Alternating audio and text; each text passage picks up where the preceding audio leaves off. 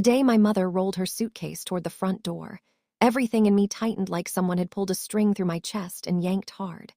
She was humming, tapping her fingers on the handle, wearing sunglasses even though we were still inside. It almost felt like she was performing the role of a woman who had her life together, who was carefree and ready for Europe. But the cracked tile under her feet and the stack of unpaid bills on the counter said otherwise. She turned to me, lifted her shades slightly, and forced a smile that didn't reach her tired eyes. "You'll stay with the neighbors, okay? They promised to check on you, and I left you $20 for emergencies." She said it as if $20 could feed a human being for an entire month. She tucked the bill into my palm and closed my fingers around it. "Make it stretch," she added, pulling her suitcase out the door like she was escaping rather than traveling. When the door clicked shut, the house took a breath, or maybe I did. I stared at the $20 bill like it was an object both sacred and laughable. The refrigerator door squeaked when I opened it, revealing a sad lineup of half-used condiments, a lonely apple, and a nearly expired carton of milk. I whispered to myself, "This is going to be a problem," but the walls didn't respond. The silence felt bigger now, like it expanded the room behind me. I walked to the window and watched the neighbor's porch light flicker. They waved when my mother loaded her taxi, nodding with a kind of fake reassurance. But when I walked over later with my backpack, knocking softly then louder, only cold air greeted me. I heard footsteps inside, but no one answered. The curtains moved just enough for me to know they had looked directly at me, then chosen to pretend they didn't see me. My stomach twisted in both hunger and shock. It was only the first evening and I was already alone. I went home. The house smelled stale, like forgotten laundry mixed with dust. I sat on the floor, legs crossed, staring at the $20 bill again, feeling it grow heavier with every passing second. I counted the coins in the kitchen drawer, shaking them onto the table, 2 quarters, 3 dimes, and a nickel, my wealth for the month. The thought was so ridiculous I laughed, then almost cried. I grabbed an old notebook and flipped to a blank page. "Budget," I wrote at the top, though I didn't know how to fill in the rest. What does a kid do with $20 in 30 days? I walked to the window again, wishing my mother would suddenly return and say she changed her mind, that she remembered I existed beyond the role I played in her life. The night grew colder. I wrapped myself in a blanket and sat on the couch, the springs pressing into my back. I heard the distant sound of people laughing outside, cars driving by, the world moving happily without me. I turned off the lights and let the darkness settle around me like a second blanket, suffocating but somehow protective. I kept telling myself that maybe my mother wasn't abandoning me. Maybe she truly believed I'd be safe. But the neighbor's silence screamed louder than any reassurance she had given me. The clock ticked relentlessly, counting down minutes of a night that felt endless. My stomach growled again. I drank a glass of water to trick my body into feeling full, and finally fell asleep curled into a tight ball on the couch. The next morning, hunger woke me before sunlight did. I checked the fridge again, hoping breakfast magically appeared overnight. It didn't. The apple sat there like a solitary planet in a cold universe. I held it in my hand, debating whether to eat it now or save it. Saving it felt smarter, but my empty stomach argued otherwise. I took a bite, the crunch echoing loud in the silent kitchen. I ate it slowly, stretching each bite like it was a tiny treasure. I looked around the room and realized how much I had taken for granted when my mother was home. Even her presence, chaotic and inconsistent, had filled the air with something other than emptiness. Now it was just me, the quiet, and the $20 bill that seemed smaller every time I looked at it. I spent the morning searching the house for forgotten snacks, checking drawers, shelves, pockets of jackets. I found a crushed granola bar under the bed and celebrated like I'd discovered gold. I dusted it off and saved it for later. With nothing else to occupy me, I sat at the kitchen table again and stared at my notebook. Food, water, light, safety. I wrote these words like categories of survival. They looked dramatic on paper, like something from a disaster movie, but the more I stared at them, the more real they became. I needed a plan. I needed discipline. I needed to become someone my mother never expected me to be, someone who could survive without anyone else. I took a deep breath and folded the $20 bill carefully, slipping it into the smallest pocket of my backpack, as if losing it would mean losing everything. I didn't know where this month-long journey would take me, but I knew one thing for certain. If I wanted to survive, I had to start thinking like someone who already had. The first true test of survival arrived sooner than I expected. By the third day, the refrigerator was empty in a way I had never seen before. No leftovers, no vegetables, not even condiments. Just light reflecting off metal shelves. My stomach felt hollow, vibrating with the kind of hunger that made every sound sharper, every smell stronger. I stared at the $20 bill again, still crisp, almost untouched, and tried to decide whether I should spend any of it now or wait until it became absolutely necessary. But the definition of necessary was blurring quickly. I finally put on a jacket that was slightly too thin for the cold wind outside and walked to the cheapest store in the neighborhood. The automatic doors slid open with a hum, and warm air rushed out to greet me. Inside, the bright lights and neatly organized shelves felt like a different universe compared to my empty, dimly lit home. I walked slowly, scanning prices with a seriousness that made me feel older than I was. Bread, ramen, peanut butter, rice. These became precious objects, each one requiring calculation. I picked up a loaf of bread and stared at the price tag for a long moment before placing it back. Too expensive. I moved to the instant noodles aisle and felt a spark of relief. They were cheap. I picked up 4 packets, running numbers in my head. That could cover at least a few days. I found a bag of rice, large enough to last but slightly above what I wanted to spend. I stood there debating it like it was a life-or-death decision. A store employee glanced at me curiously, maybe wondering why a kid was analyzing a price tag like a financial advisor. I finally decided to buy the rice, the ramen, and a small pack of eggs. As I approached the cashier, my hands trembled slightly. I counted the bills and coins 3 times before placing them on the counter. When I walked out with the plastic bag cutting into my fingers, I felt both victorious and terrified at how little remained in my pocket. I told myself I had to make every grain of rice, every noodle, every egg last. Back home, I boiled water in an old pot that rattled on the stove. The sound of the bubbling water was strangely comforting. When I dropped the noodles in, steam rose like a soft cloud and filled the air with warmth.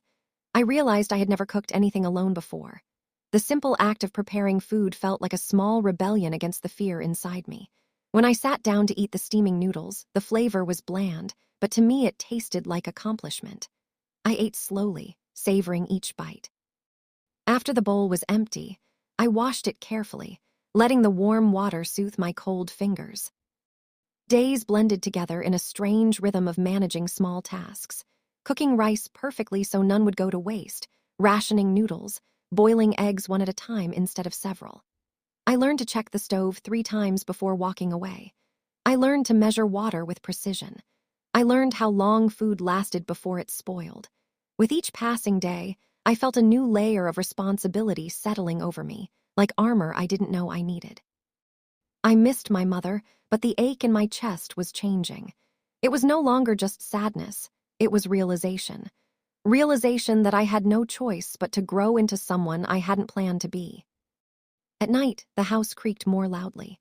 I sometimes imagined footsteps or whispers, and fear swept through me. I kept the lights on longer than necessary, telling myself the electricity bill could survive it. Some nights I wrapped myself in multiple blankets and sat on the couch, listening to the wind outside. The neighbor's house remained dark most evenings. They never knocked, never called, never checked on me. A part of me wondered if they were avoiding me out of guilt or simply didn't care. Either way, I decided I could no longer rely on them, even as a distant possibility.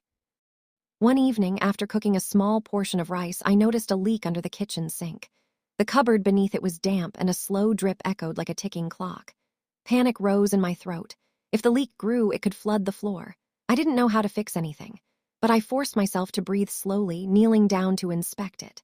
The pipe wasn't broken, it was just loose. I wiped the water with an old towel, then twisted the valve with both hands until it tightened. The dripping stopped. I stared at my hands in disbelief. I had fixed something. Me, a kid who couldn't even cook a few days ago. I laughed out loud, relief washing over me like warm sunlight. Another morning, I discovered the heater had stopped working. The house felt like a refrigerator. My breath fogged in front of me as I exhaled. I wrapped myself in layers of clothes and searched online for possible reasons, borrowing Wi-Fi from the apartment across the street. After watching a short tutorial, I found the reset switch near the heater's base. I pushed it. A few seconds later, the machine whirred back to life. The sudden warmth felt like a reward for surviving yet another obstacle. Every challenge taught me something new about myself: how quickly I could adapt, how deeply I could think when forced to, how resourceful I could become when circumstances demanded it. I learned to sleep lighter, to budget smarter, to cook better, and to stay calm in situations that would have panicked me before. The house, once a place of loneliness, slowly transformed into a space of lessons and quiet victories. Some nights when I sat by the window and watched the streetlights glow, I whispered to myself, "You're doing it! You're making it!" And even though no one heard me, and no one told me they were proud, the words felt real. They felt earned. They felt like the beginning of becoming someone stronger than the person my mother left behind. The middle of the month was the hardest. Hunger wasn't the only enemy anymore. It was the loneliness, the heavy silence that wrapped around the walls and pressed against my chest like an invisible weight. I began keeping track of the days by marking lines in my notebook. One line for each day survived. At first, the marks felt like a countdown to my mother's return, but slowly they started feeling like proof that I was surviving something impossible. On the 10th night, a storm rolled in. Rain hammered the roof so loudly it drowned out my thoughts. Lightning flashed through the curtains, and thunder cracked so violently I jumped off the couch. I wrapped the blanket around my shoulders and sat on the floor, telling myself I wasn't afraid. I was. The storm lasted hours. The wind howled like an angry animal, shaking the windows. I checked them repeatedly, making sure they were locked. At one point, the power flickered, and I held my breath, terrified it would go out completely. But the lights stayed on. The next morning, I stepped outside to see the damage. Tree branches littered the street.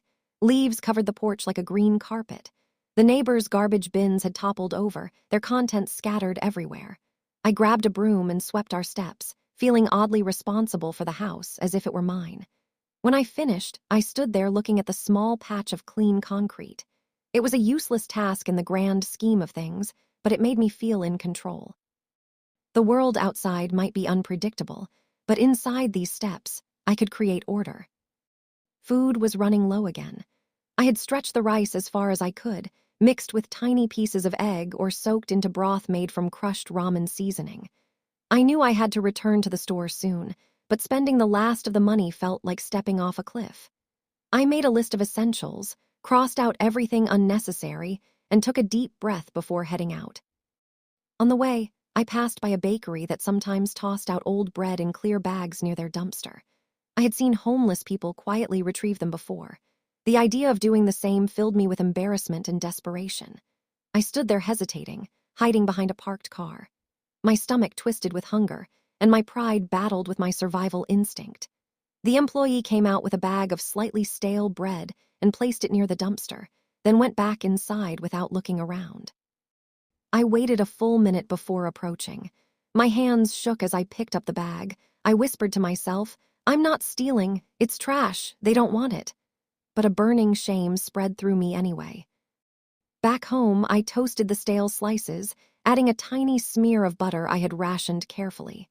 The warm bread filled the kitchen with a comforting smell, like a memory of better times. Eating it felt like both defeat and triumph. I was surviving, but the cost was humility.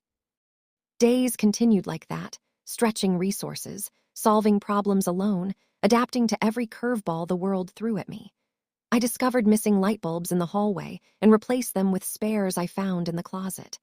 I unclogged the bathtub drain using a metal hanger. I learned to calculate how long a candle could burn if the power went out.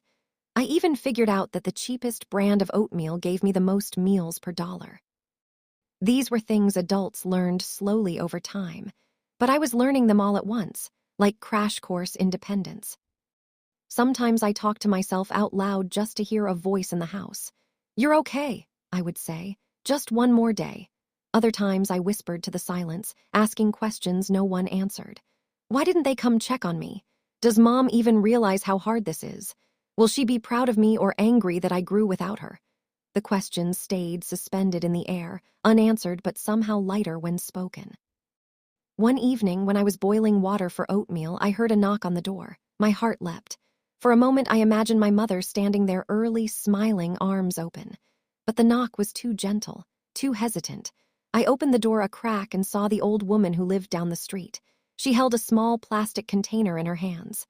"I made too much soup," she said, her voice shaky. "Thought you might like some." For a moment, I couldn't speak.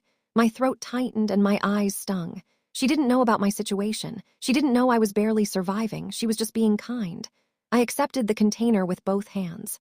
"Thank you," I whispered, unable to form anything more. Inside, I set the container on the table and stared at it. The smell was rich and warm. A simple act of generosity felt like a miracle. As I ate the soup, my body relaxed in a way I hadn't realized was possible. The warmth spread through me like comfort I had been craving for days. I closed my eyes and whispered softly, "Thank you," again. Not just to the woman, but to the universe for giving me one good moment in the middle of chaos.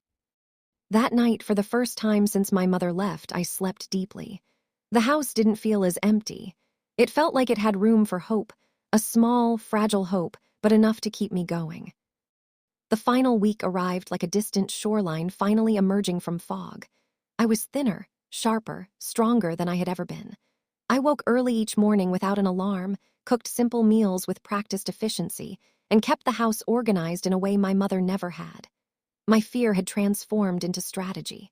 My loneliness had become quiet resilience. I no longer waited for someone to save me. I didn't even wait for my mother anymore. I simply moved through each day, like a small, determined engine that refused to stop. The house felt different now.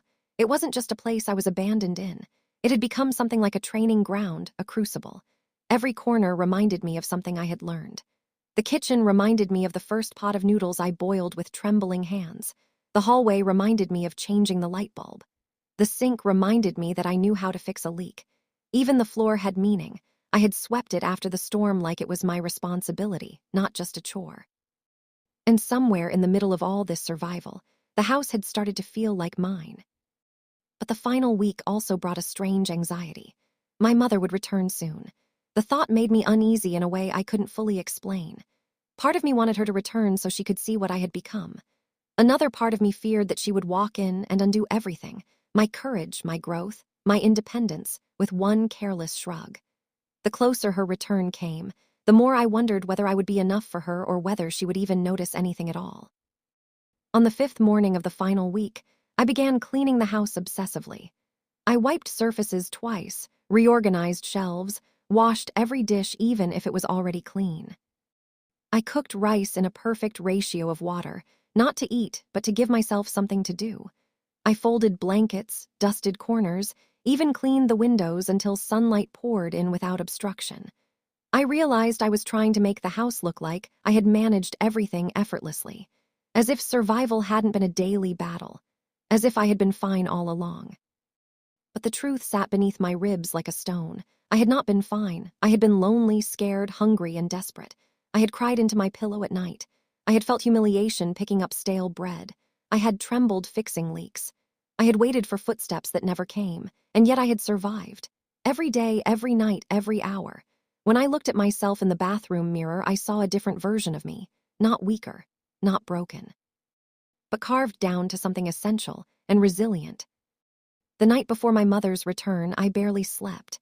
My heart thudded loudly in the quiet room as I lay curled under the blanket. Questions crowded my mind. Would she apologize? Would she pretend nothing happened? Would she even notice any change in me at all? I didn't know which possibility scared me more. At some point near dawn, exhaustion pulled me into shallow sleep. When the sound of a key turning in the front door echoed through the house, I sat up instantly. My pulse raced. Light filtered through the curtains as the door creaked open. My mother stepped inside, dragging her suitcase, wearing the same sunglasses she had worn when she left. Her hair was curled, her nails polished, her clothes new. She looked rested, happy, unbothered. She didn't even call my name right away. Instead, she scanned the living room, confused. "Did someone come clean while I was gone?" she asked, setting her suitcase aside. Her voice was casual, like she wasn't sure whether she had entered the right house. "No," I said, stepping out from the kitchen doorway. My voice sounded calmer than I expected. "I did." She blinked behind her sunglasses, trying to process what I meant. You cleaned all this?" She laughed lightly, like she didn't believe me. "Wow, I didn't think you knew how." Something in me hardened at that. I wanted to say, "I didn't, but I learned because you left me alone." I wanted to say, "I had no choice." I wanted to scream everything I had endured in the 30 days she had been gone, but the words stuck in my throat. Instead, I just shrugged. She wandered into the kitchen and paused again. The organized shelves, the neatly stacked pots, the spotless counters, it all looked foreign to her.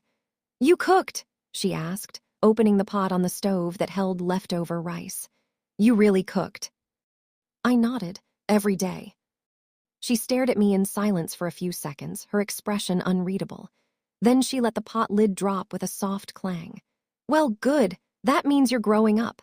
She said it lightly, like it was a compliment, but it felt like a dismissal, like she had no idea what I had gone through.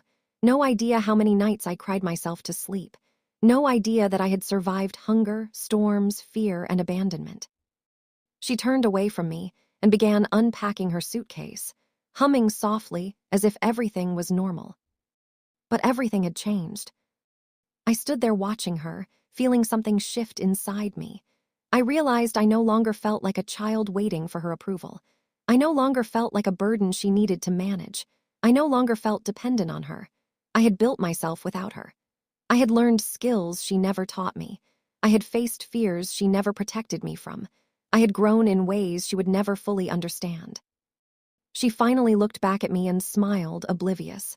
"I brought you a souvenir," she said, pulling a small keychain out of her bag. It dangled in her hand like something precious. But to me, it felt hollow, a distraction, an attempt to cover the empty space of the month she had been gone. I didn't reach for it.